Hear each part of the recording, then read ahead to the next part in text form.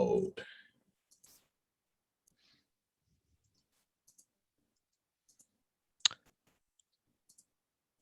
Okay. It's a bit slow. Good afternoon, everybody. Or good morning, or I'm still working on that. Maybe I should pick a time zone and just talk about that time zone. Something like is it UTC, Universal, or GMT? Anyway. GMT. Good afternoon on my time zone, everybody. Glad you can make it to the first class of BRIMM 101 and welcome. If we can just give it a minute or two for people filing in to the classroom, that'd be really appreciated, because there's people joining from all over the planet, I believe, today, which is fantastic. And we're just giving people a couple of minutes as we get going. Just so you all know, and I know I already see some people with cameras on, that's fantastic. Thank you very much. That helps us in our teaching and our interaction. So we really appreciate that. But just so you all know, the session is being recorded. We record all the BRIMM classes, basically for the use of the students afterwards. So no, and we'll talk about that a bit more later today. But if you can't make the lecture at this time, we know people are busy. Some people are on mine site, some people are not, some people get called into meetings. And if you can't make the class, the recording will be available roughly, we say 24 hours after, but Benjamin's getting a lot quicker than that now. And to be fair, I've never used the new website for uploading and recording. So tonight's going to be interesting. So I've got to figure out where it might be 7 days later. Even though it won't be 7 days, because Adnan will, sorry, not Adnan, Reza will get on me and tell me what a horrible person I am, and I will get the guilt. It's important to have a certain amount of guilt in this business. Doesn't work when I tell you that. I know, but Reza's nicer than you. That's fair. Reza's a super nice guy. Cool. So welcome very much. Welcome very much. Welcome to the first class in BRIMM 101. We're really excited that you've all joined us. Firstly, just some acknowledgements. We are affiliated with the BRIMM Centre at UBC, which is the Bradshaw Research Initiative for Minerals and Mining. As you're all in this class, you've all come through the new web portal, and we're very thankful to the BRIMM Centre, and especially Peter Bradshaw, who has put a lot of invested a lot of money into the centre and into this course. So if none of you survived the old website, but our old website was literally falling apart to the point where if we had more duct tape, we could potentially hold the servers together. And this new website is a vastly better experience. It is shocking how it's also, I think, 3 more zeros attached to build. I think the original project was measured in the thousands, and this one is added a couple zeros to the price. But we are very thankful for having now relatively state-of-the-art equipment, which is the sign that UBC supports us. The other thing we want to thank, because we want to thank John Steen, we want to thank Women in Mining, and we want to thank all the other organizations that partner with us. We're not doing this alone. Yes, we are part of the overall conversation, but there's no way that anything of this scale comes together with just 2 guys who have an idea. And that's where this really does come together from everyone else's perspective. This is BRIMM 101, and it's going to be a 5-part class. This first class is a lot about expectations and about how we frame our arguments, how we frame our ideas. It'll get a lot quicker. So if you feel that this class is too slow for you, just wait. We will speed up to the point where your brain will start to sputter. Keep in mind the total program, we have almost, I think, 96 hours of content written so far. And if you realize that both me and Ben speak at roughly the speed of light, 96 hours of our content is probably 9,000 hours of most people's content. So if you feel we are ever speaking too quickly, please just tell us. We will slow down. It's hard enough. We get excited. We're both very excited people about these topics. I know that's a weird concept. Yeah, the other thing, I don't speak English. I only speak Australian. I know a number of people here are not necessarily first language English. So please, there's no shame in it. Jump on the chat, just say, please slow down, please repeat, go slower. We are more than happy to do that. And there will be a recording. So if you have a notepad, you can always write down, hey, at 30 minutes through, so-and-so, I had an issue. And you can find it again. So there are ways to make your life a little bit better. The other thing I have is the more cameras there are on, the better off we are. This is very hard to teach without cameras on because we actually need feedback, but we don't expect everyone to turn their cameras on. But those that do turn your camera on, we thank profusely. Anything else, Ben? No, I think that is a good start. Yeah. Cool. Yeah. So I think we should move on. Yeah, I think we've got a number of people here. Let's keep moving. And obviously we're in mining. It's a dangerous game, and all of us in the industry, we know safety is our first priority. We all want to go home in the same state that we turn up at work.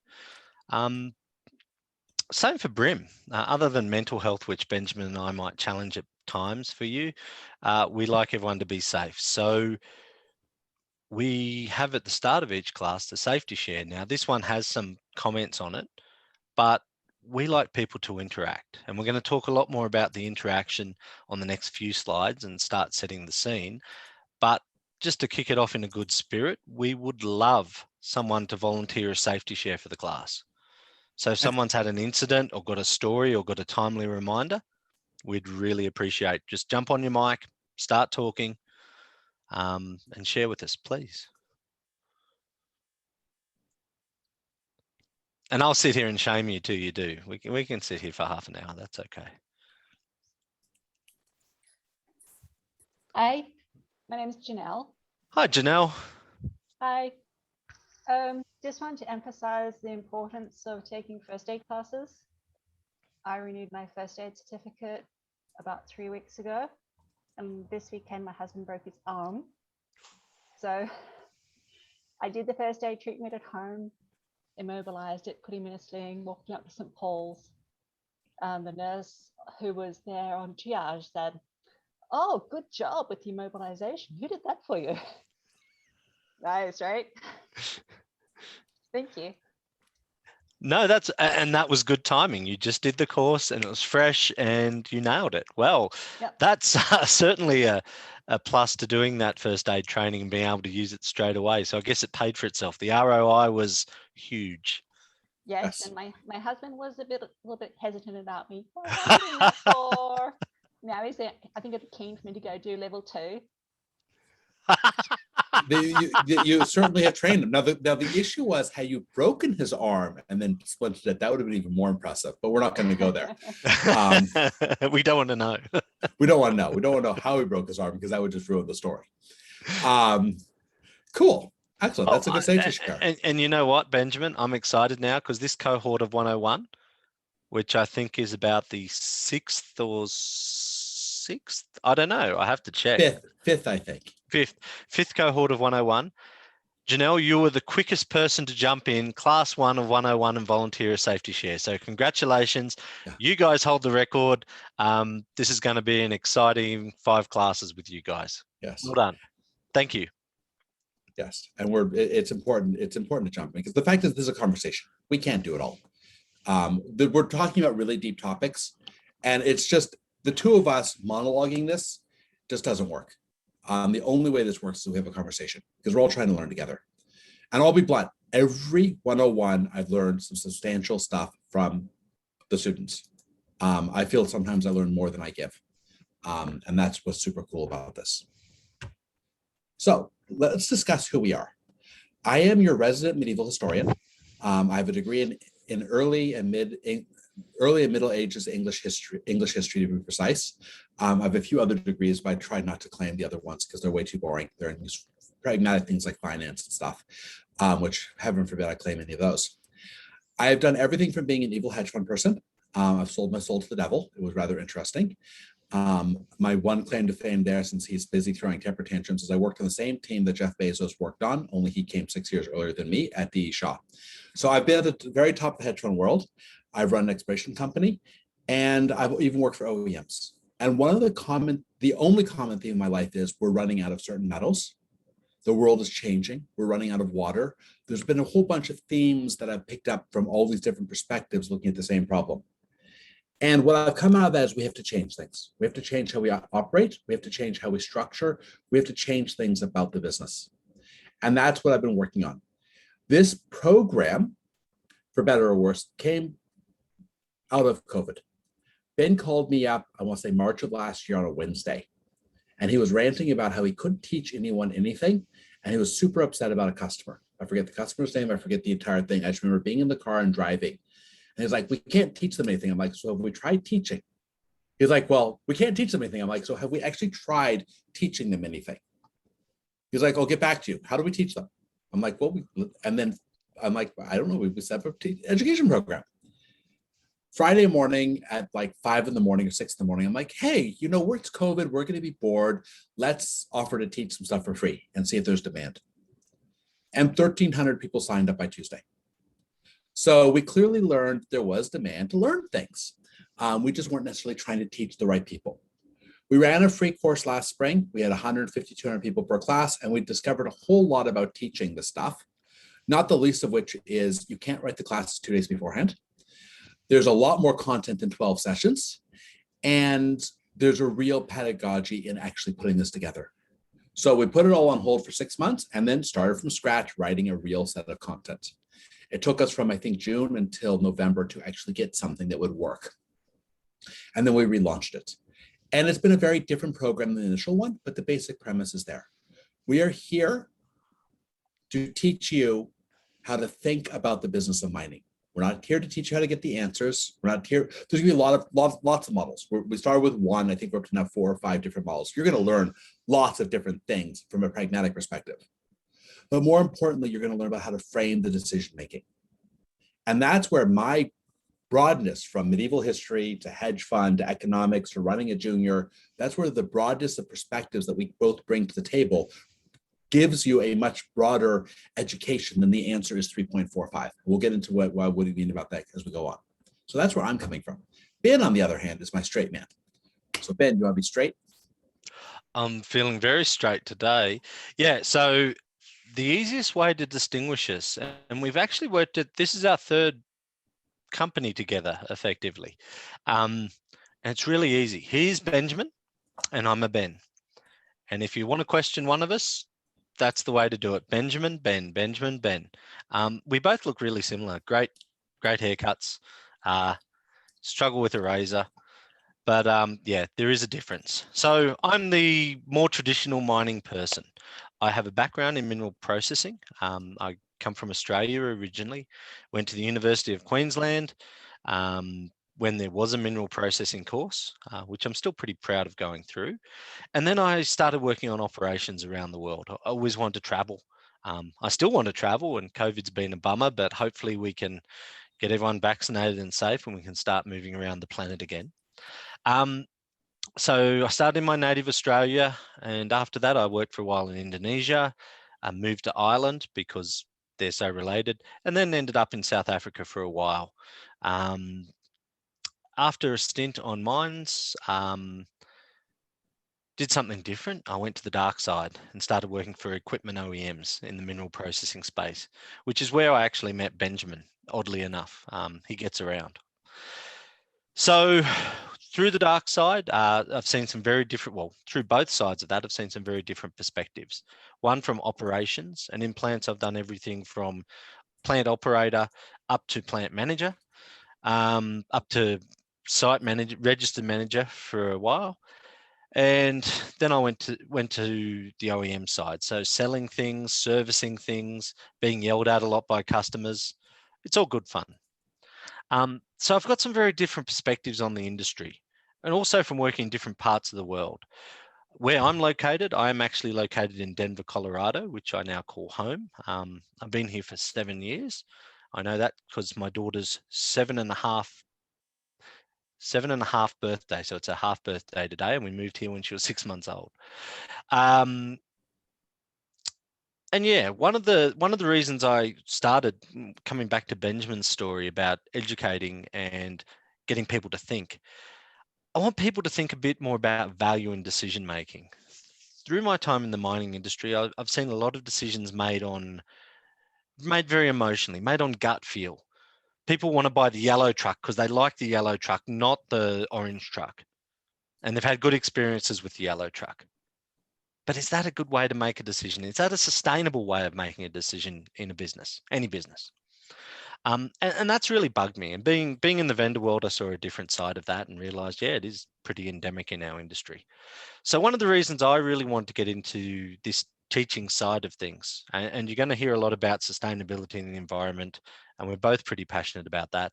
But one of the reasons I want to see some more value-based decision making and people thinking through their decisions. And that is a big theme that's going to come through in this, along with the next part, which is breaking down the silos. So there's a third panelist today, and that's you guys. At the moment, sitting in the room, there's 17 people. That's 17 sets of experiences, 17 different perspectives. If you're all metallurgists, there'll be actually 27 different perspectives from 17 people, but that's just the way we go. I think it's more than 27. Yeah, anyway. So we really value the diversity. We really value the input, and we want to hear what you have to say. You don't have to agree with us. We're not right on everything. We are right on one or two things, maybe, but we like arguing and we like hearing those perspectives. So we really want you to interact, because not only will everyone else who signed up for this class learn from that, both Benjamin and I will learn from it. And I think the more you put in, the more you'll get out of it. We especially love war stories. And we both will tell our own war stories at a time, but we found when people from the class pipe up, we've heard some amazing stories about events that have happened related to what we're discussing in the industry. And it's a really good way for people to remember things and be able to relate to things. So if you've got a war story, don't be shy, jump on that mic, shoot a message through chat, say, hey, can I talk? Or just start talking. We're open to that. We value diversity. We want to break the silos, and yeah. And if people could introduce themselves in the chat, that would be lovely. Hey, I'm so-and-so, I'm a geologist. I work on this. That'd be really useful, because we'd like to know all of you. We'd like to get to know you. We'd like to build a relationship. Yeah. We accept that online education has a fundamental flaw. We're all separated, but it has one really amazing advantage. We could never get 5 geologists, 5 metallurgists, some ESG people, some students, some other people all together in one classroom anywhere in the world. And when you look at the amount of communication we get between LinkedIn and this and that and everything else in the community we've built, people are crossing silos within our organization in a way they've never done before. So I don't really care that we're necessarily making this from a we're going to give you the richest experience. It would be lovely to meet all of you face to face and then go out and have a beer afterwards. But we're getting, in some ways, a much stronger experience because of the online structure. And the final point I want to make is, if everyone can actually talk and chat and give us content, we will survive, because this is about all of us learning. Okay, we don't know the right answers. If we did, odds are I wouldn't be back in school, and odds are Ben would not be teaching with me. We'd both be rich, billionaires, and probably very much not nice people. But we know that we don't know. So we're having fun playing with that. But let's move on to social media. So while we're talking on this slide, if everyone could just jump on chat, just say where you are and what your discipline is, or what discipline you are and where you are. So metallurgist, accountant, circus clown, and where you're located on the planet. That'd be great. Then everyone can get a feel. Thank you, Adrian. Appreciate that. Cool. Yes. And if everyone else can join in, that'd be awesome. Okay, Benjamin, keep going. So social media matters. And it doesn't matter so much because it's the way we market. It matters because it's how we build community. So we've discovered both inside our group on LinkedIn and people outside our group on LinkedIn, i.e. people who just chat on the regular thing. You put a post up with hashtag BRIMM101 or hashtag BRIMM anything, and 20 other guys are going to come in and comment on it. There's a community of people who've gone before you. I think you are probably, I think we've had 175 graduates. Oh yeah. We've had 175 graduates from BRIMM101 so far. To put in perspective, this is a relatively large number of students that come through this program, and it clearly appears to be working because we still have people showing up. So we're reasonably exciting. The goal is to actually have a conversation. The goal is to have everyone chat. The goal is to have everyone link up, and the goal is for all of you guys to get along with each other. If we don't break down the silos in the industry, we can't fix anything. Because most of our problems are caused by silos. They're not caused by fundamental negligence or other things. People don't understand each other's problems. And that's what we're trying to change. So that's where I'm coming from. If you tag me or Ben, we'll pretty much guarantee to respond. I will warn you, there are weeks when I get 500 LinkedIn messages in a morning. And those times I sometimes forget to respond because it just gets to be overwhelming. I also want to throw one more shout out. I want to throw a shout out to John, who set up an Inside Ballet Lunch and Learn, just from a social media perspective. And we had 93 people last week who got introduced to BRIMM. There's a lot of added stuff here. So if people are looking for a job, don't feel shy to say in the chat, hey, I'm unemployed and I'm here. We're trying to bring people together. That's part of where we're coming from.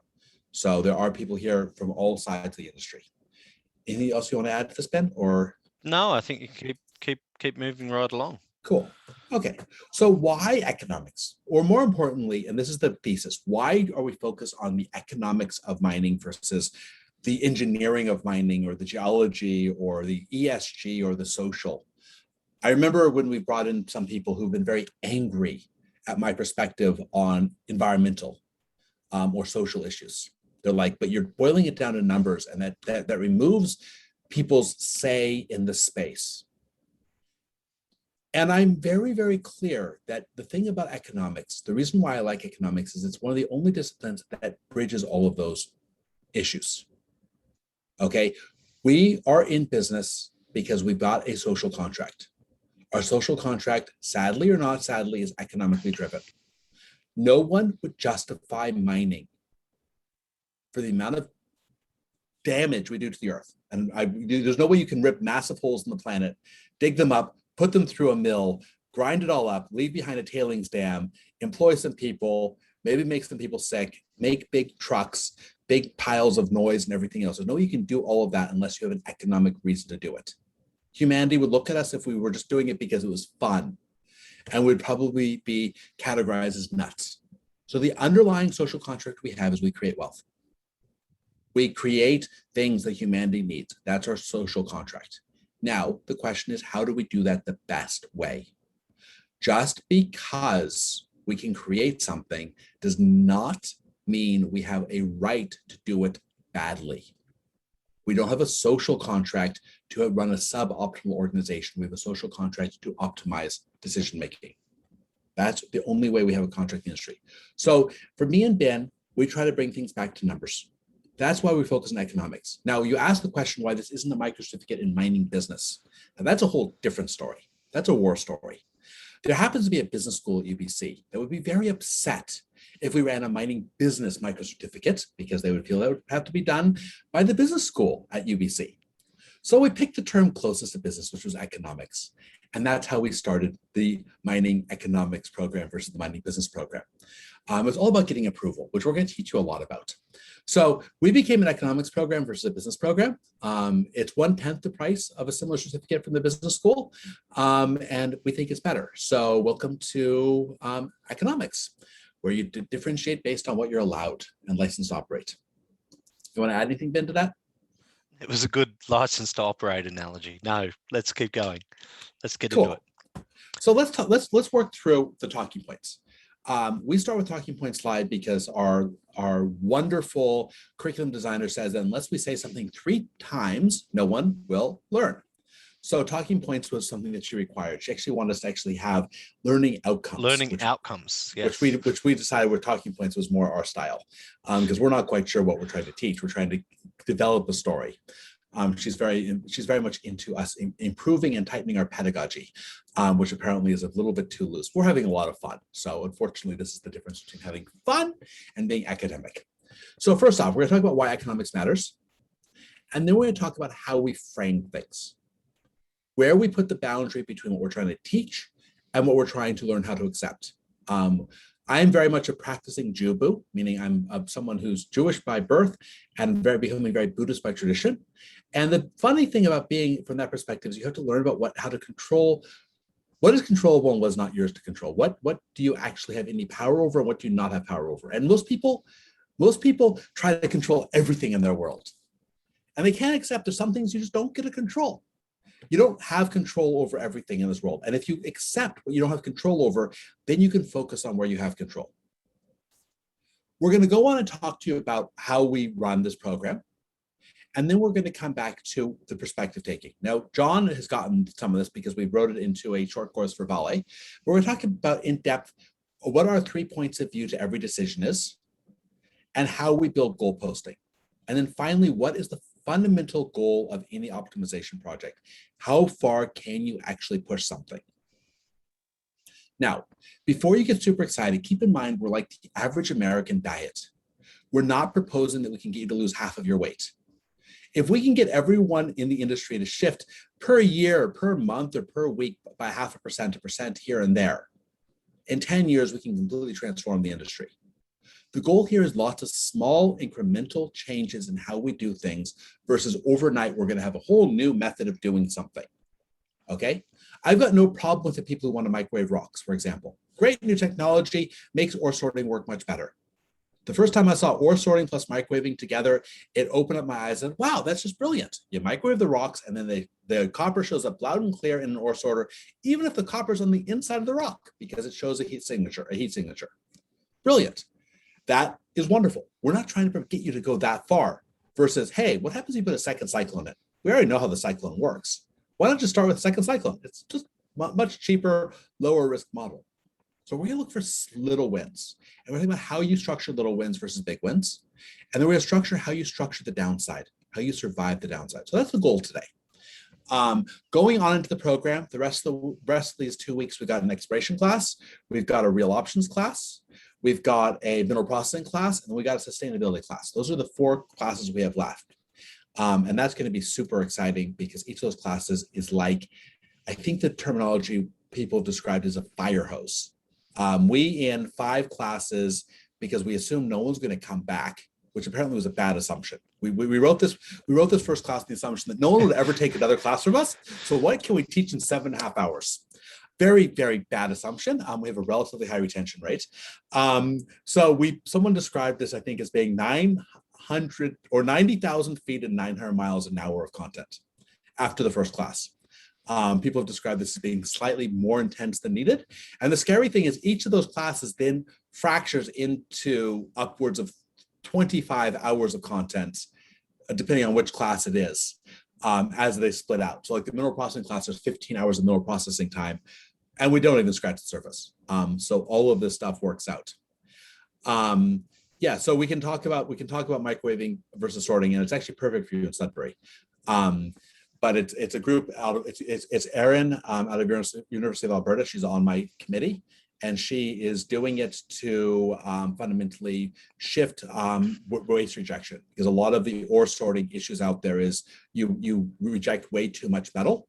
But if you microwave the rocks, anything that has a sulfide in it automatically picks up the heat signature, and the ore sorter works. You don't reject material, and more importantly, if you microwave them long enough, it actually prefractures the rocks.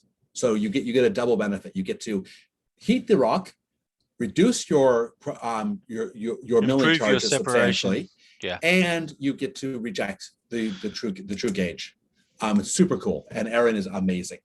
I better say she's amazing. Without her signing off on my PhD, I will never be Dr. Cox. And then what will my poor mother will do? She'll roll over in her grave. She died a year ago. She was a professor for 30 odd years. The fact that I'm teaching she'd be very upset that I'm teaching, to be precise. And the fact that I'm doing it commercially versus in a proper academic program would really get her upset.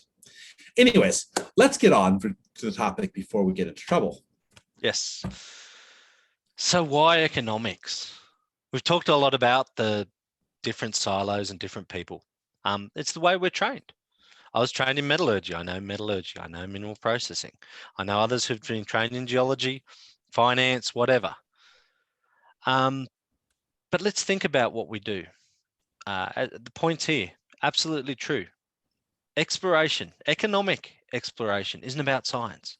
It's about finding an economic ore body we can exploit for economic gain. Mining's not about moving rocks. I've got lots of mining engineer friends. They love their trucks. They love their blasting, but it's about making money. Mineral processing, I'm a flotation guy. I love watching bubbles. Benjamin loves just taking me to a plant and I go off on a tangent and I'll stare at bubbles all day long if you let me. But that's not what it's about. The bubbles are part of the separation, and the separation is there to make money. So you can see there's one common thread through all this stuff in our industry. Well, there should be one common thread, and we'd Well, there should argue. be two. Yeah, no. We're getting to that, and you can chirp in on that in a second. But economics is a common. We're here to make money, and sometimes we forget that. Sometimes we get a bit caught up in what we're doing and the passion for it and the excitement for it. But don't forget, in the mining business, that's what we're here to do. And there's another common thread, Benjamin. I'll let you. Which is go. sustainability. Unless we can actually make our business more sustainable, we are going to lose our license to operate. It's just that simple. I mean, no one is going to leave us in control of these projects because we are not necessarily doing that good of a job from a sustainability perspective. And the way you get more sustainable is you improve the economics. Because most sustainability decisions we've found have fundamentally been driven by economic gains. Okay, the first 30, 40, 50% of sustainability, halfway to zero carbon, you should increase the profitability of the mine. That second half will be very expensive and you'll lose money. But we could be a lot greener for very little marginal dollars if we just sat down and thought it through from an economic perspective. So that's where I'm coming from. One of the things that I want to be very clear on when you look at the three basic areas here is that everyone I've ever met is passionate about their area. Very few people I've met in the industry can describe how what they do drops onto the bottom line of their company, their industry, their community, their this, their that. The passion does not always translate into profit. And that's why we have certain projects in the world starve for capital, because they can't explain how they're going to use their capital to shift their business. And that's one of the things we're trying to help teach. We're trying to create better advocates for people, because when they explain the business decision, they're going to be able to better attract the resources they need. And I think one last note on that, on the sustainability side. One of the things Benjamin and I found, we were running around looking at plant upgrades, looking at getting people to invest money and what the outcomes would be. And everyone we found that actually shifted the needle on the sustainability front was more profitable at the end of the day. If you really started digging into it, looking at the numbers.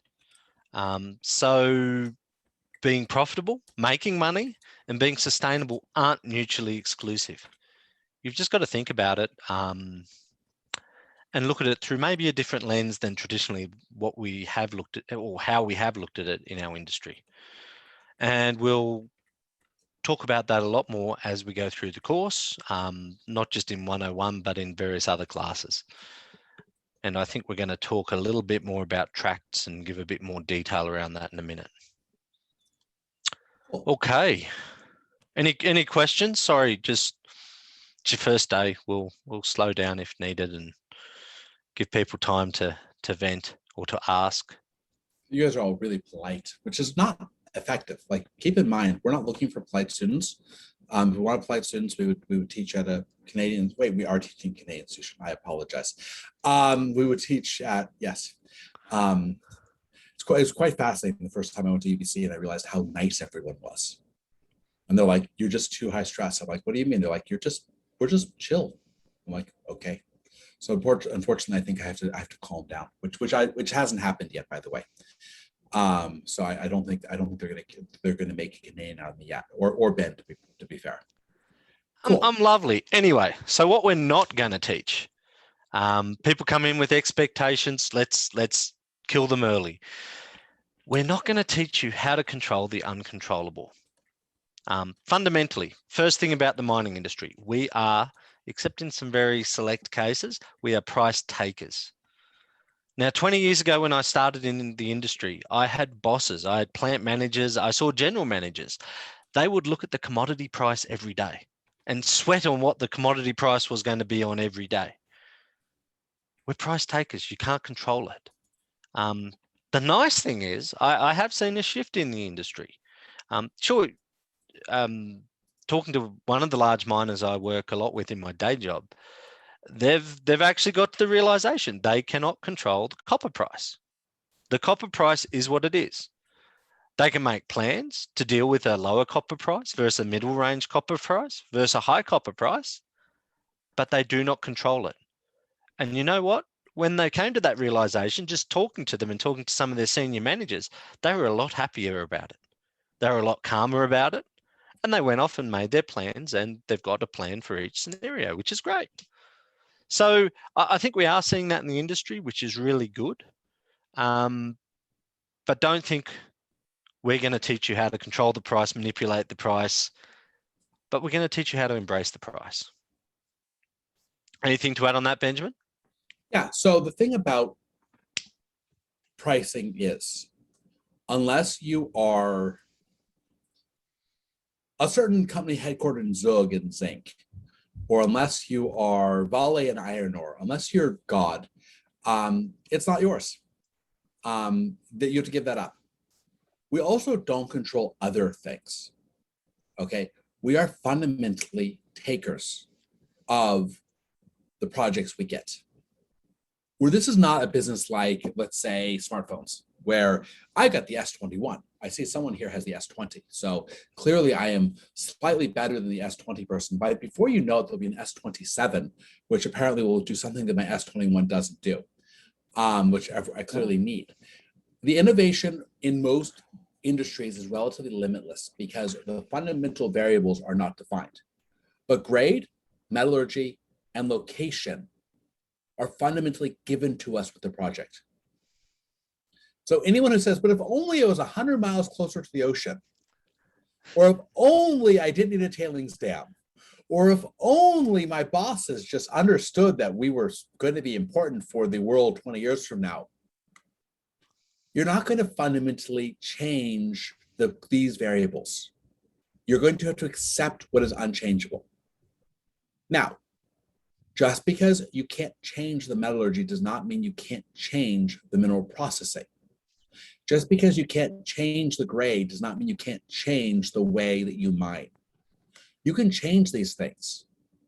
But my rule is this: I have yet to see a project that can move a quartile.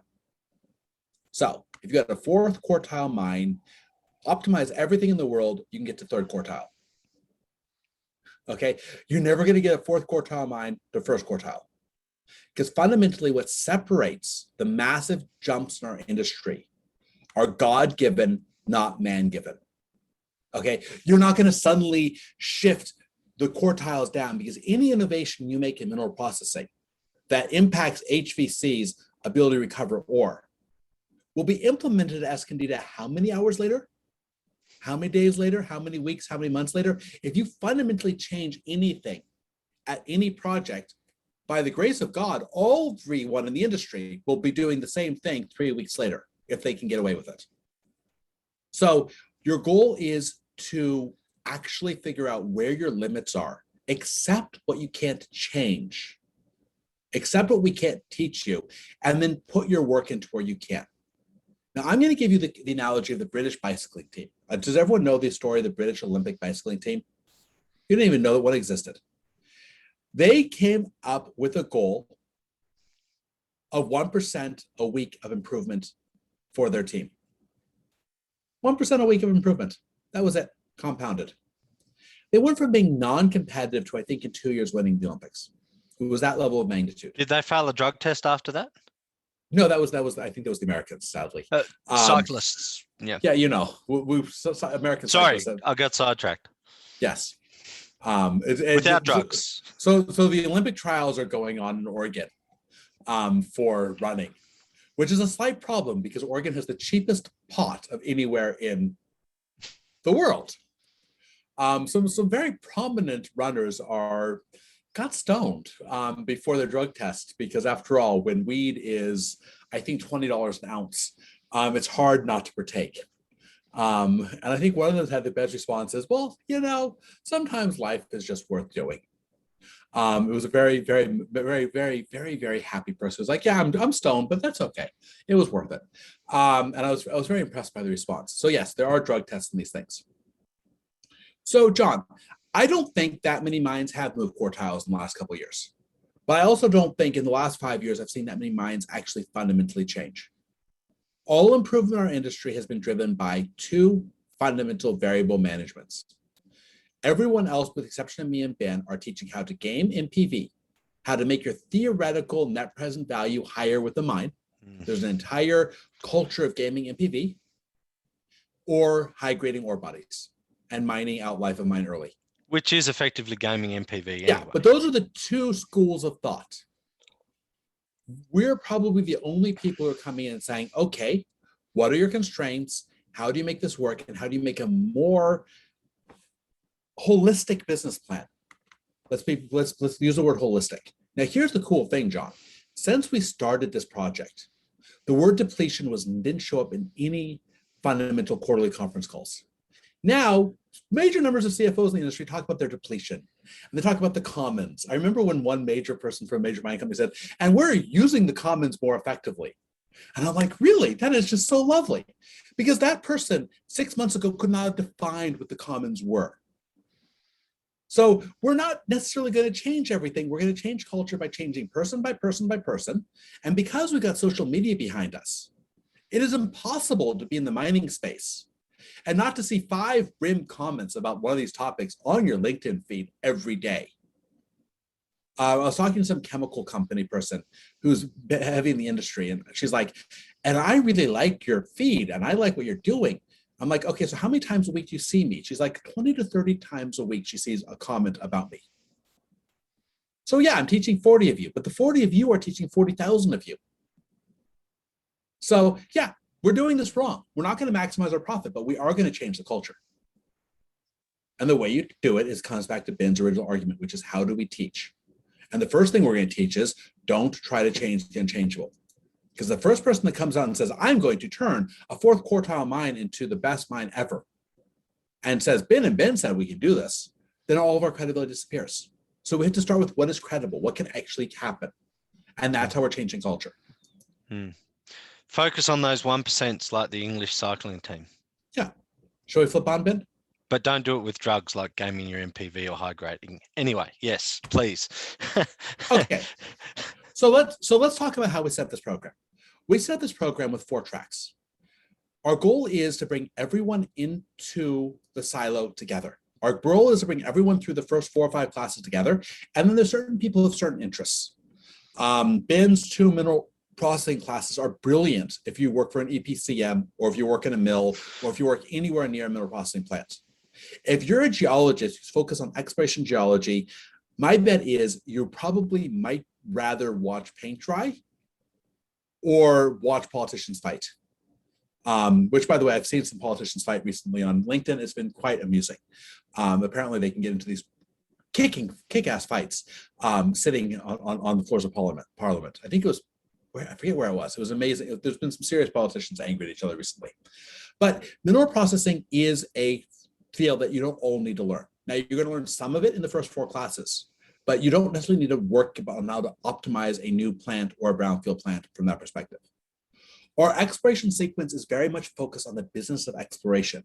It'll be starting to be delivered in January of next year, but we're going to talk about how you set up a CPC, how you structure a company, how you look at royalties, how you look at streaming deals, how you look at where you're going to hunt for projects, how you value things, where do you get the material cut off for which majors, how you build up commodities. We're going to look at the exploration business from the business of exploration.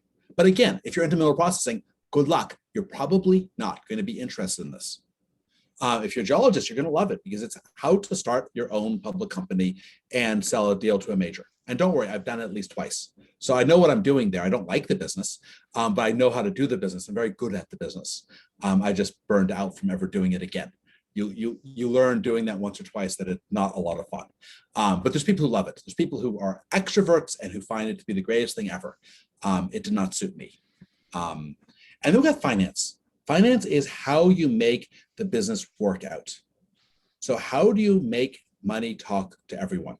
And we've got a series of finance courses, and that ends up with taking apart a 43-101 and building out economic equations.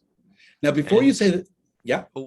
For those who don't know, National Instrument 43-101 is the Canadian regulatory way of reporting about everything from ore in the ground to proposed prospect mines and even ongoing projects.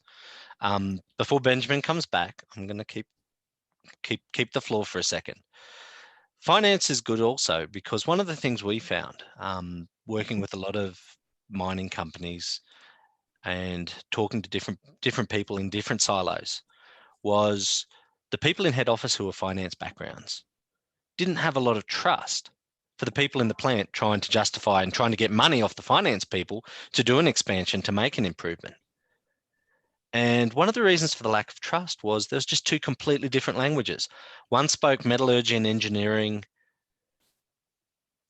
and the other spoke finance, and they didn't speak that common language. And that's one of the reasons we really like the finance track as well. And we bring it into all our other tracks because it is a common language.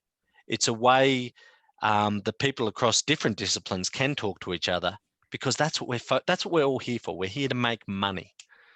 And to be fair, we are modeling everything. So you will be getting a lot of models that are pre-built financial models for everything you can imagine up to a degree. And you can plug almost any project into them. One of the analysts from Vancouver posted on LinkedIn that in 2 hours, he built a financial model for a tier 1 major project. And his comment back to me was, his comment on LinkedIn was, previously that would take me 6 weeks. And in 2 hours, I managed to plug an entire project in. And by the way, the numbers match the 43-101. So I actually got it right. We're going to give you some tools that are going to be really useful and really simple. They're not the right, but keep in mind, we don't teach the right modeling. And we're going to talk a lot more about that today. Yeah. Now, the final point is sustainability, which has to do with the comments. Can I start and you finish? But you can even answer John's question about the comments while you're at it. No, you can come back to that. But I was going to point out sustainability. Sorry, this is almost pre-scripted. Sustainability is here to stay. Just look at the changes in our industry in the last few years. Look, even late last year, I think in November, Newmont came out announcing a 30% reduction in GHG's emissions by 2030, and I think even going down to net zero carbon by another later date. Codelco from Chile, same thing. December last year, January this year, came out and talked about setting targets for reducing carbon emissions. You pick any major mining company, everyone's looking at it, everyone's thinking about it, everyone's focused on it. It's really a big part of our business going forward, and it's going to impact all of us. Sorry, Benjamin, I just wanted that. No, and I'm very happy to see that you're very focused on very embracing sustainability. The thing, what a common is something that we all commonly own. So we all commonly own the earth's water. We all commonly own the air. We all strangely have common ownership of ore bodies. This is where it gets a little bit tricky to explain, and we'll get into that later. But there's limited resources that we all have a certain share of. And the question is, if you don't value the commons, only the people with means get to exploit the commons. So the commons are held up as this wonderful thing that we all have to embrace, that you can't charge the commons. There's this wonderful culture of how dare you price water, pricing water is unethical.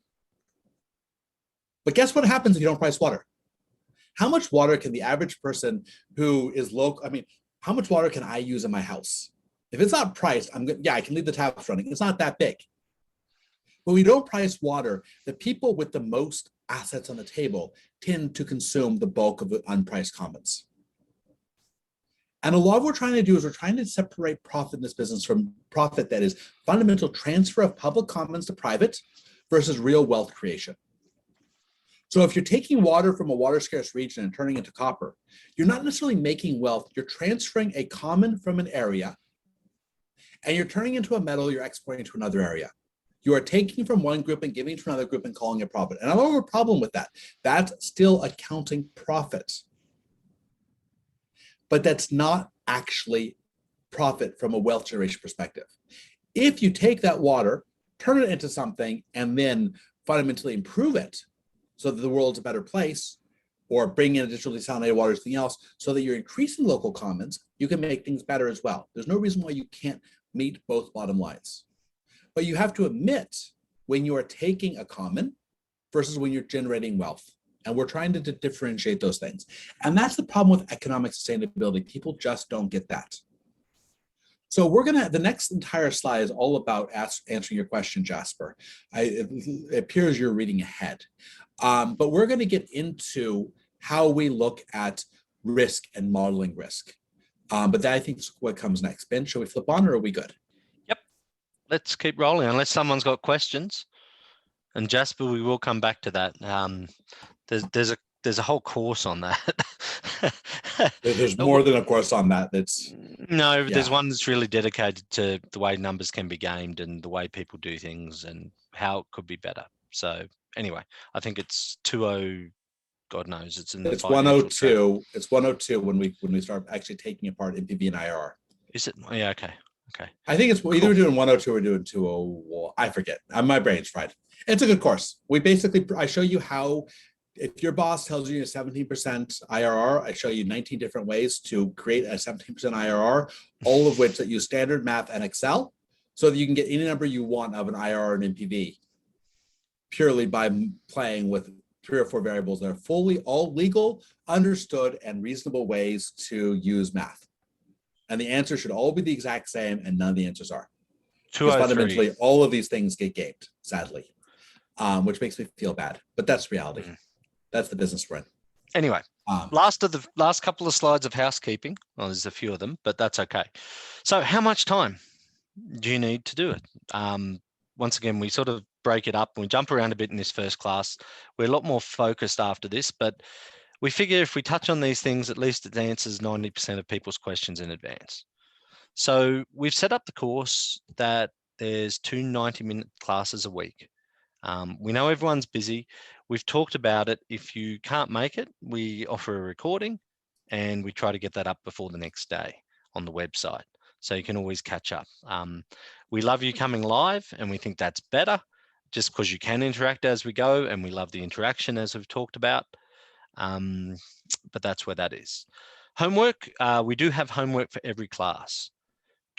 So we budget, you could do half an hour homework for some of the homeworks. Some might take you an hour. Some you could spend 20 or 30 hours on when you get to the second level courses. It's up to you. We grade them all pass fail. We are not the mean professors. We're quite casual. We want people to learn. Generally, there isn't a right answer, but we want people thinking about how you get to an answer and how to apply things. So to get the micro each course, has 5 classes, and to get the micro certificate, you need to pass 7 courses. And we are targeting around 18 months to graduate.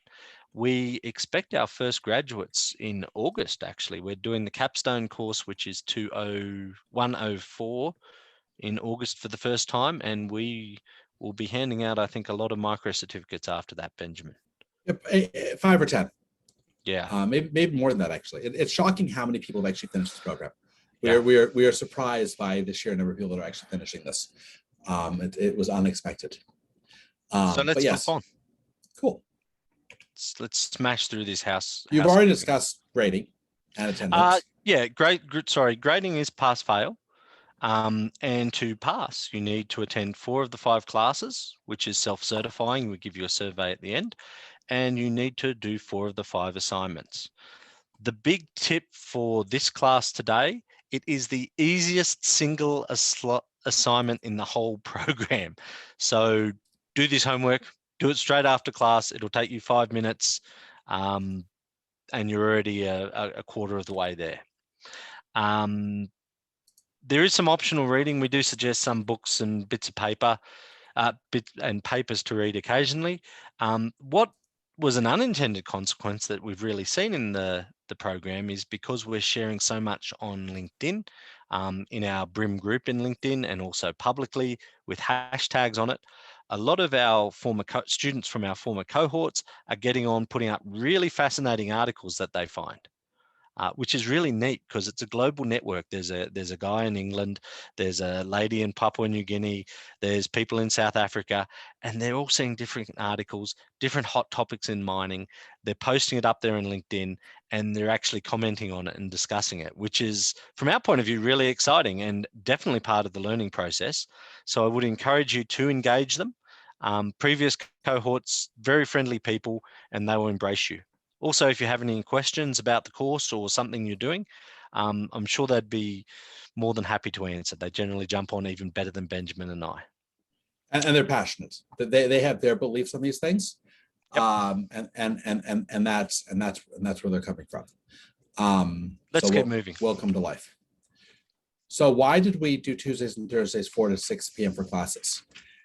Basically, this was after Ben's regular work hours. And Tuesdays and Thursdays seem to work best for everyone. We optimally at some point will expand, but let's be realistic. We're doing this on a dime, so we're starting off with what we have. And if you're looking for the perfect program that delivers things exactly on your hours, it's simple. You just watch a video. You'll lose some engagement, and I think engagement's worth something. As we get along, I think engagement will get better, but people can do this program without necessarily taking those time slots. But we're working that through. So, housekeeping done, intro done, let's get going. Any questions before we dive into the deep end and start getting into some of the meat? Nope, good. We're either doing real well or we've lost some people, but that's either okay. way, life goes on.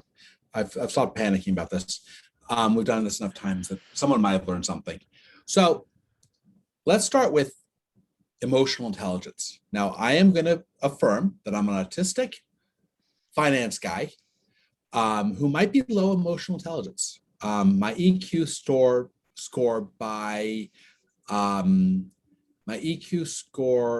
by standard basis is relatively low. I think that's a polite way of putting it. I think Ben has described it very politely that I used to be Benjamin version 1.0. I used to be the most brash, to the point, not particularly easy to deal with person you could find on the planet. 3 years ago, I found religion in the form of Brene Brown and went on from there. And I very much changed as a person. A whole bunch of things in my life changed as well. And one of the things I learned was that taking other perspectives was really important.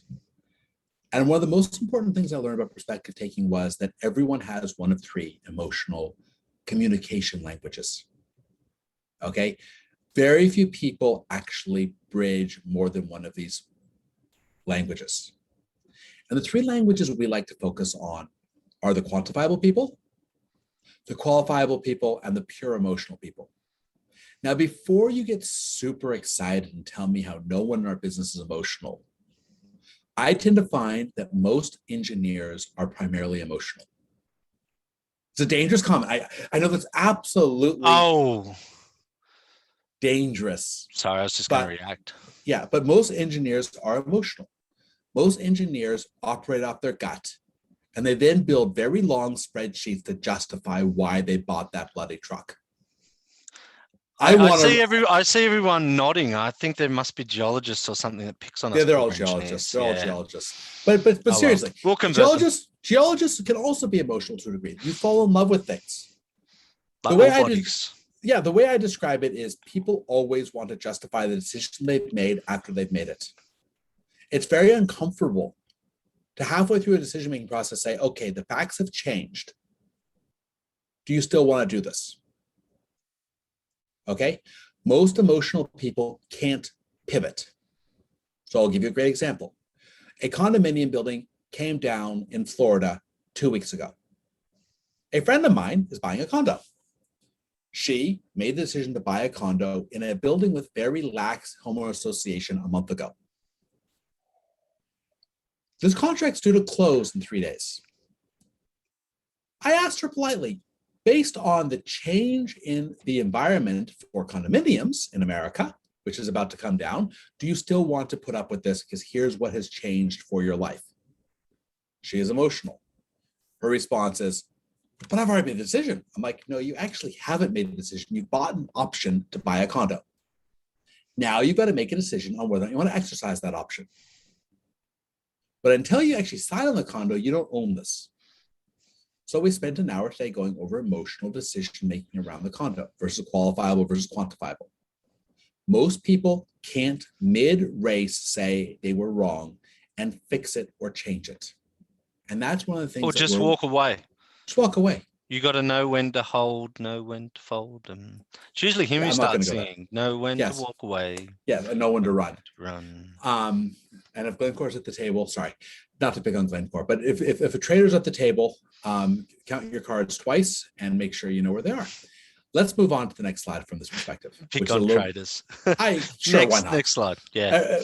We're teaching, all we're doing is in 105, we're teaching trading economics. So I actually took apart Straight after this class. Yeah. Yeah, I took apart all the freight models and all of the trading TCRC models and put them all into one spreadsheet this today, which is the most brutal trading negotiation spreadsheet ever, because it basically empowers everyone to make rational decisions. Anyway. By the way, Rez is going to take some screenshots for a newspaper article that's coming out. So if anyone wants to turn on their camera, he would much appreciate that.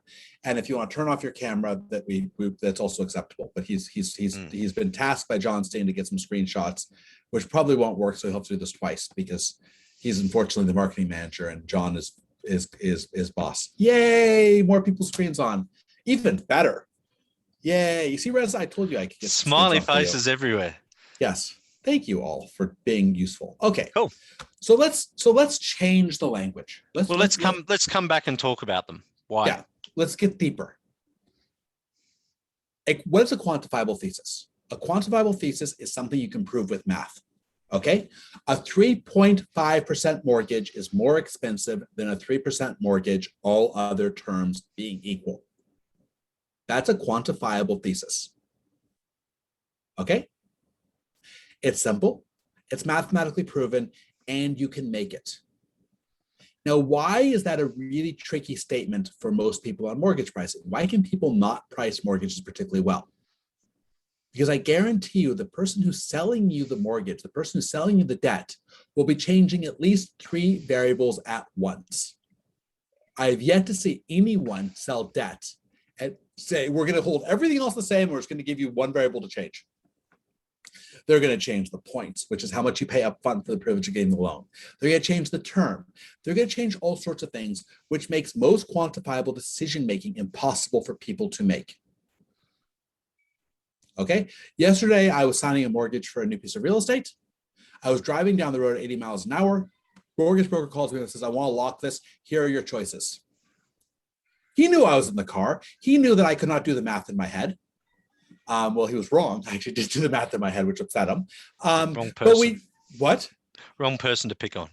Yeah, I'm the wrong person to pick on the car at 80 miles an hour. We basically, he gave me some options and said, well, that's a 10-year payback. That's a 4-year payback. We'll do that one. It would not necessarily amuse him, but most people can't do that. Most people can't make a decision because they can't do the math in their head. There's too many variables. So what do? They flip to a qualifiable decision. And the qualifiable decision is the best deal is to get a fixed rate mortgage for as long as possible. That's a qualifiable versus a quantifiable decision. There's a rule of thumb around mortgages. You want the longest fixed term you can get. You want to take debt with the least variability of payment in most outcomes. That's a qualifiable decision. Is that accurate? I don't know. But it's a decision, it's a method, it's a process. And fundamentally, it's easier because there's rules and thumbs around that. In the mining business, we mostly end up with qualifiable decisions. It is very hard to get to quantifiable. And the reason why it's hard to get to quantifiable is because most of the time we don't have the math. We don't actually have the testing. We don't actually have the geology. We don't actually have the proof to get to a decision that an engineer will be willing to quantify. Now, what's an emotional decision? An emotional decision is quite simple. An emotional decision, you make it because your gut. Now, we've got 2 brains in our head. We've got our old brain, the brain that kept us alive when a tiger came and jumped us. It's our systems 1 brain. It's the brain that keeps us alive when we drive. It's the brain that regulates the fact that we breathe. It's the brain that does all sorts of functions for us. And that brain is emotional. That brain makes decisions very quickly. That brain can make very, very bad decisions. So I'll give you an example. I love blackberries. I am an absolute berry nut, and it's berry season in Oregon. So when I walk my new dog in the morning, I'm walking past lots of berry bushes. My emotional brain decides all sorts of leaves are berries way quicker than they are. So if I see some odd structure that's slightly black up on a shelf near where some blackberries should be, my brain automatically says, oh, emotionally, those must be berries. Because that's my brain is making an emotional, very quick decision of, oh, you want berries. There's some berries. The number of leaves that have disappointed me this morning was at least 5 or 10 leaves because I wasn't really paying attention. My subconscious was trying to get me some food. I was hungry. I have a new terrier that needs to walk 6 miles in the morning before I get out of bed. And if I wait to get a cup of coffee, the terrier gets pissed off and then pisses on the floor in front of me to prove her point. She doesn't go that far, but she's very, very, very aggressive to get her walk in the morning. So the berries are important to me. Emotional decision is being made quickly. Now, the problem with emotional decisions is we do everything we can to protect them. We want to protect that little brain. We want to protect our quick decisions. So most of the qualifiable and quantifiable decision making in our industry are actually us armoring up around our emotional decision making. And Rez is gone to justify it. And it's a cultural justification. It's not even a rational justification. I bought that truck because it has a very good fuel economy. When the emotional thing is I was on the floor of the cargo dealer and there was a bright red pickup truck, and frankly, everyone wants to own a red truck. But once you've bought the truck, you make all sorts of justifications about why that is the right truck. I can give you all sorts of emotional stories about why my Honda Ridgeline is the best pickup truck ever. It's not. But I can tell you emotionally why I did it, and I can qualifiable and quantifiably make all the decisions around that. Because afterwards you follow up. Now, here's the thing. Unless you can sell in all 3 languages every decision, you can't sell it to someone else. Because no matter what your decision-making model is, you don't know your bosses, you don't know the community leaders, you don't know your regulators, you don't know your bankers, you don't know your CFOs, you don't know what language they speak. And don't assume that because they're your CFO, they're quantifiable. Don't assume because they're an engineer, they're emotional. Unless everything you do is expressed in all 3 languages at all times, you will never succeed. Because unless you're brilliant and can read exactly what the person needs, and by the way, not only read what the person needs, read what the person's person needs. Because odds are whoever you're selling to is then going to sell it up the food chain. So you're never going to actually talk to the real decision maker. All decisions in our industry are made with the game of telephone. Okay? So you better be able to express all 3 languages, or else nothing will get done. Yep. Ben? Brilliant. It's a lot like, and I just throw this in because we're the only mining related course that talks about the book Love Languages. Same concept. Obviously, we're talking about the 3 languages when we're in the engineering and the mining space, but it's the same concept. People have their own languages they like to be talked to in, they like to be related to in, they like to be empathized with. And if you're trying to sell anything, whether you're a vendor or whether you're a geologist trying to get your boss to invest some more money into a new drill program, you need to cover your bases. And if you can nail all 3, chances are you'll be, and you've got something good to start with, chances are you'll be successful. So very important to keep in mind. Yeah. And I'm not saying that it's necessarily rational to look at things like the book, The 5 Love Languages. By the way, in case anyone wants to know, my love language is acts of service. As someone who teaches, I very much am focused on serving people. It's how I make myself happy. Not that we need to discuss. And I like hugs. Yeah, but anyway. But he's joking. He's actually not physical touch at all, which is quite fun. I've tried hugging him. He's the most prickly pear you could imagine. He just only after 3 beers. 3 beers, 3 sour beers, then he's huggable. Anyway, I let's must keep say, moving. there's any number of bars in Portland which I've taken him to, and he gets me free beer. So I'm very happy. I just flirt with him slightly, and the waiter always gets us free beer. So you couldn't imagine two big bears being a happy couple. Anyways, let's move on. Portland for you. Okay. Portland, yes. Sorry. My name's Ben. You are Ben. I'm an engineer. I'm sorry. I like having the right number. I like having the number that is perfect, and I like having it to 4 decimal places. Once I have that number to 4 decimal places, I know it's right and I'm right. And I don't care if it takes me 12 months to get to that number to 4 decimal places, I'm going to be right. Has anyone ever encountered that in the mining industry or heard of that? Yep. And I'm just as guilty as everyone. I'm trained as an engineer and I like getting the right number. And I would spend hours and hours trying to get the right number before I'd make a decision or before I'd put something forward to my boss or bosses. And it's not a very efficient way of working, I learned. From hanging out with the weird financial geek, Benjamin, I learned a different way a lot of financial people are taught to look at these things.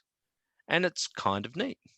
It's actually, when you start building up your thesis, you start building up your model, you start trying to make a decision, you goalpost, you set some bounds. You build your model, you get a number that's order of magnitude, but it's not right, and it's certainly not right to 4 decimal places. But then you test it. Does it work? Does it make sense? Does the model spit out an end result that is acceptable? And if it does, great. Then you spend a bit more time, you refine your number a bit more, you run it through the model again. Does it still look good? If it looks good, repeat the process. And you know what I learned? That's a lot quicker than spending days, weeks, months trying to find that right number before you actually put it in the model and see if it's sensible and see if it works financially. Because the benefit of starting with goalposts and starting with a broad range is if the broad range doesn't work, you can kill your thesis straight away. You can save a lot of time and effort, and you can go look at something that might actually work and make financial sense. Benjamin. And don't ever underestimate the value of killing a bad decision. Okay, we don't have enough time. Okay, there's too many things in this world where we sit around wasting stuff, figuring stuff out. When you'd be better off saying, no, this is dead. Let's move on. We've sanitized this. If you make a point to sanitize 2 things a week, that remaining bit of time will work really well. The better way to look at this, Warren Buffett had a wonderful quote on this. Warren Buffett made a wonderful statement where he said, hey, his pilot asked him, how do you be so productive? And he asked his pilot to do 2 things. He asked his pilot to go out there and write 25 goals on a sheet of paper. Write your top 25 goals for the next 5 years. The pilot did it. Buffett then said, pick your top 5. Okay, pick the top 5. Okay, rip up the rest. When you goalpost, you can get rid of the things that don't matter. When you can get rid of those things quickly because you can't do them, you can't own them, it gets a lot easier. If you need to own everything to the final death, you can spend far more time killing something that should have died already than you ever could have spent finding something that will work. Now, let me give you an example. We're trying to market this program, for better or worse. We have failed at least 20 or 30 times on marketing efforts. We've had some of the best whiz-bang ideas that have lasted exactly 2 iterations, and we're like, nope, that doesn't work. Next one. Do we care? Nope. Now, here's the interesting thing. The marketing manager for our program has come to us repeatedly and said, oh, everything you do does work. And we're like, no. The things that fail so quickly, you're not even around when they fail. So you see the things that work after we do them twice, but we're willing to try anything. Once or twice. If it has a sniff of glue, we'll do it again. But we're willing to try something fail, try something fail. Because it's very cheap to build goalposts, fail quickly, and continue to improve than to fall in love with this is our marketing plan. And yes, just to answer one of the questions there from Adrian, we're not saying go and goalpost on your resource statement. That'd be a very bad thing. What we address in this class, we're not going to teach you how to write a 40 Actually, I don't think that is a bad thing. I think that a lot of people around resource statements, we teach that. We teach that in a couple of the classes. We say, can you draw from an exploration perspective what an envelope would look like for a possible project? No. Different bear with me. Okay. We're not encouraging you to publish a resource statement with goalposts on it. Let's be No. very clear on that. No. But No. in framing the decision making that gets you to the point of defining that resource, we encourage the goalpost. How does that sound, Benjamin? That I'm way happier with. Yeah. So yes, there are places where you need to consider all your significant figures. But what we focus on in this course is decision making. Talking about decision making, how you make decisions, how you move those decisions along quickly. And yeah, the final decision may need that number to 4 decimal places, the final go, no go. But in all the intermediate phases up to that, you can probably get away with 1 or 2 decimal places and still get the same outcome. Yep. And be on the right track and save a lot of time in the process. Because making an internal business decision is very different than publicizing a number. Okay, they're different issues. We're not saying this is about business decision making, not accounting, and certainly not regulatory responses. Shall we move on, Ben? Does that make sense, Adrian?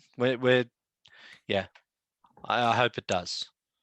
Okay, let's bounce on. Yeah, so just to clarify, it's more that they're not honored. So your grade is usually your limiting factor in your resource, and it's at best accurate to 2 decimal places. Yeah. So you potentially have four significant digits, but then you're reporting 10 significant digits, right? Like there's added complexity in the resource reporting that shouldn't actually be there. Oh, I have an entire paper coming out on how reporting around 43-101s around tailings dams is fundamentally added and non-added complexity. We can go into reporting issues. We're not teaching reporting. We are not teaching accounting. We are not teaching corporate controlling. We are teaching business management. Decision making. So if you're looking, I guess my point with that though is that people are making decisions on resource reports that are public, and it gives them a false impression that it's way more detailed than it is, and it's a much better estimate than it actually is, right? They're not understanding that there's quite a big gray area in that. It's a number that's derived from a model that has spat out a number based on you would be beyond depressed, having worked on Wall Street, on how poorly those numbers are used by financial people. Like you would cry. But let's not go there. I've got war stories there that can go on for hours. And we don't have hours. We only have like 14 more minutes. And unfortunately, we're teaching back to back, so we can't do it all today. So let's talk about what's the goal. Okay, and let's come back to the goal of this entire program. And this slide's important because this is our goal. Our goal is to shift things, probably about 10%. We think 10% can be shifted on almost anything. If you take the logic that we teach through this program and you optimize a mine plan, you can shift your energy consumption by 10%. You probably can't shift your recovery by 10%, but recovery can be shifted by a few percent. And you'd be shocked how much 2% or 3% shift in recovery shifts the NPV of a project. It's well more than 10%. It is shocking what free ore looks like, or free metal looks like on a mine that already exists. The way I describe it is if you look at Southwest Airlines, it used to be that Southwest Airlines flew with 72% capacity, meaning 72% of every seat was filled. All of their profit was the last 2% of the seats. 70% covered their costs, 2% was their profit. And they made a point in some presentation that they shifted their utilization to 73%, they'd have a 50% increase in profit. So don't ever underestimate the amount of leverage you can get from slight changes. So we're trying to pitch optimization versus perfection. We're not going to pick perfect models. We are going to simplify things down from a geology perspective that's painful. We tend to pick only one head grade for our models, not a range of head grades over years. We tend to keep things incredibly simple. Why? Because it becomes a better business. Okay, the decision that work really well, and the decisions that need the level of precision that we don't provide, odds are we're not good decisions to start off with. We're going to teach communication. We're going to teach you how to sell your ideas across silos, all the way through to BRIMM104, which is being offered next in August. Next month. And that's our capstone, and that's all about how you present ideas. We give you a blank template, and we're going to come up with some ideas, and people are going to present ideas to each other. Hopefully, we only have like 10 people in that class because it'll make it easier. It's going to be very interesting. I fear we have like 40 or 50 people in that class, which we never designed the class for 50 people. We never assumed there'd be 50 people that were there by the end. We figured we'd have 10 people left, and I don't think we do. A slight issue, but we're working on that as we speak. Then we're going to talk about risk reduction and killing the dumb ideas quickly. That's the goal posting idea. If you get rid of the dumb ideas quickly, you got time for the good ideas. And we're going to talk about a framework. And a lot of the classes we have feedback into a framework for decision making, which we've stolen from Ben Carson, who if you're American, you're going to be offended that we stole from him, but he made a very good decision making on how to decide who to kill on the operating table. And that's class 3 with class 101. Yes. Yeah. We'll talk a lot about Ben, Dr. Ben. And then finally, we're going to talk through in every class, in every program, how every decision we look at has to be made more sustainable. If the solution you come up with does not make your operation more green, odds are there's a better solution already on the table. The number of solutions where you just make more money or you just do one thing at the cost of something else, odds are that's a suboptimal solution. We have yet to find an optimal solution that does not make a project more sustainable in the last 5 years of working together through multiple companies, through multiple projects. Okay, it always works out that more sustainability is there. And we're talking about how we measure that. Less water, less ore, less air, less tailings, better use of people, better use of energy, shifting recovery, better utilization of capital. All those things fundamentally shift sustainability. And we're going to talk about that. So the goal is 10%. Now I've been challenged, you can't get to 10%. And then I've had those same people from EPCs come back to me and say, yeah, we've taken your models, we now use them internally. And yeah, you can get to 10%. Because most people spend all their time trying to get one idea across. So they spend 3 months custom modeling something and they own it. And our tools is you can model a project today. If you like it, you can take it even further. If you don't like it, you're done after the first day. How much do you own your ideas? How much easier is it to get rid of stuff? If you could get rid of stuff after a day quickly, how much stuff would you not do? And that's where the key comes in. How much time would you devote to useful stuff? Yeah. So early stage projects 25% improvement on early stage projects relatively easy. Early stage projects have huge room to improve. 10% is primarily for operating minds. So if you have an operating project, something which works, and I'll give you some examples. There's projects we've modeled, one of which I'm going to talk about. There's a lot of projects out there where the capital is so deferred from so many years of neglect that you could shift the operating cost by 300%. Okay, there are some certain organizations in the world that have deferred capital decisions for 20 years. And then you can get way more than 10%. We're making the assumption on a relatively well-run organization where things have been kept up to date and things have been working and things have been well put together, your maximum 10% improvement. Now, on early stage, that's where you can get massive shifts. Okay, when we start talking about exploration models, when we talk about changing processes, when you start talking about shifting how you run your process, neither one of us works for Aries, but if I was to build a new copper mine and I would not do some sort of core scavenge at the beginning of the flotation circuit, I might not necessarily be optimizing my mine because Aries can float copper at 300 micron versus Autotech which floats copper at 50 microns. You might not look at that from an energy perspective. That's 15 kilowatts a ton or 10 kilowatts a ton that isn't necessarily necessary. That's more than a 10% improvement. That's massive. Now, why don't people do that? Because we all know how the big tank cells work.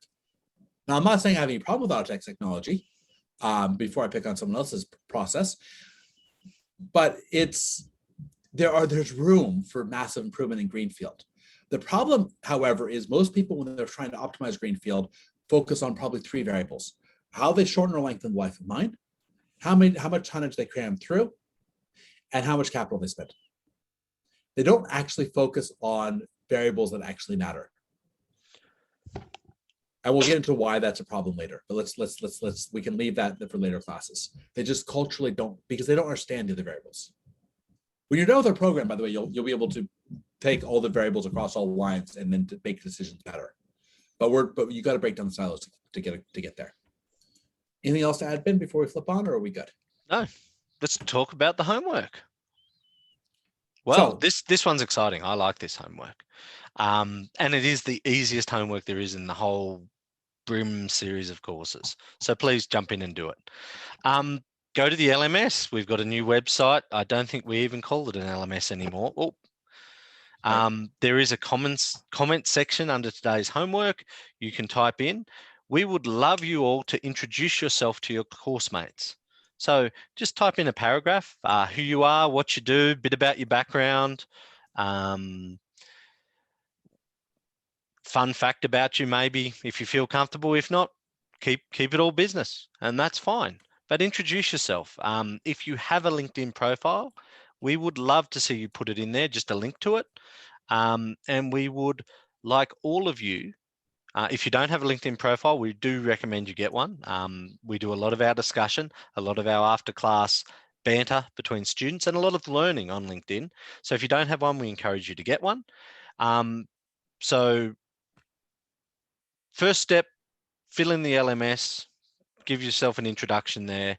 Second, jump on LinkedIn, find a couple of your classmates. You'll see their little profiles they've given themselves on the LMS, and connect with them.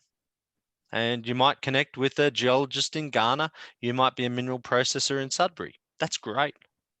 Did you have that connection before? Do you think that person might have some interesting perspectives or some good stories? It's a small planet. It's a small industry.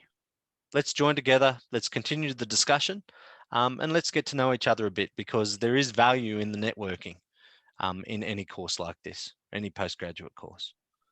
Yeah. Benjamin, anything to add? Yeah. Unless you break down silos, none of this content works. So unless you build connections across disciplines, there's nothing we can teach, because the reality is we're two guys shouting to the rooftops, hey, we can do business better. Great. But the only way this works is when we share ideas, because that's how the culture crosses. That's why we're getting into major companies without even necessarily them knowing where they're getting the ideas from. The amount of people that are coming back with our ideas where they don't know where they comes from is staggering. Now, before you say, oh, if I share, I won't get credit, you're absolutely right. When you share an idea on social media, odds are it gets swallowed up into the great big Borg, and you might not get any credit for it. One of my professors turned to me and said, you know, so many of the ideas that changed the industry this year have come from you, yet no one's giving you credit. I'm like, okay. She's like, aren't you upset? I'm like, no. She's like, but aren't you upset? I'm like, no, I'm not upset. And the reason why I'm not upset is because credit is only valuable if something actually works. And if you focus on getting credit, nothing will ever work. So I can become very focused on my future and this and that, and making sure that everything is tied to me and I get citations up the kazoo, or we can focus on changing the industry. And the only way to change the industry is to share ideas. And that's one of the reasons why we focus on giving scholarships and bringing in people from lots of diversity. Unless we have the maximum amount of diversity, we can't teach. Because if we're teaching the same 6 guys who all look just like us, bald white guys, odds are we're not changing anything, because that's not where the industry change is going to come from. It's just not going to come from us. Okay. At best, we can guide, we can help, we can shepherd, but we're the last of our generation. Okay. The future of mining is going to be from Africa. It's going to be women. It's going to be other people. It's going to be a shift. And we have to make sure that everyone's on a more level playing field. Now that makes us weird. That makes us different. But we're very focused on that. And that's one of the reasons why we think this program is a success. Anyways, on that note, I'm looking forward to seeing you guys. What's our next class, Ben? Our next class is tearing apart exploration. Yay, exploration economics. It might be painful for some geologists, but that's okay. Pain is good. It's really sad. Like I had a geologist call me up once saying she was almost suicidal because we went through all the reasons why the business of exploration is not working. And she got very angry at me. And then we talked about it, and she's now a loyal student and loves us. But she actually had an hour call with me after the first time we ran this class. And she's quite good at metallurgy now too. Yes, but she was very upset at me, very, very upset at me for for not, I couldn't be right. We're going to talk about why exploration is not working and what can be done to fix it and change it. But it's important to start with why it's not working versus why. Because we do need it. Yeah, it's like We do need it. It's a critical system that's failing. It's like the entire growth engine of our industry is on cardiac arrest. It's dying, and we're all dying if it dies. Yet we're all sitting around it saying, "Oh, we're going to get another stock promotion! Yay!" Anyway, Anyways, on that note, great. Have a great evening, great day. See you in 2 days' time for the next gripping installment of BRIMM 101. and thank you all for coming. Be safe. Cheers. Bye, Bye. everybody. Thank you. Thank you. Thank you. And Benjamin. Thank you, sir. Thank you. Thank you.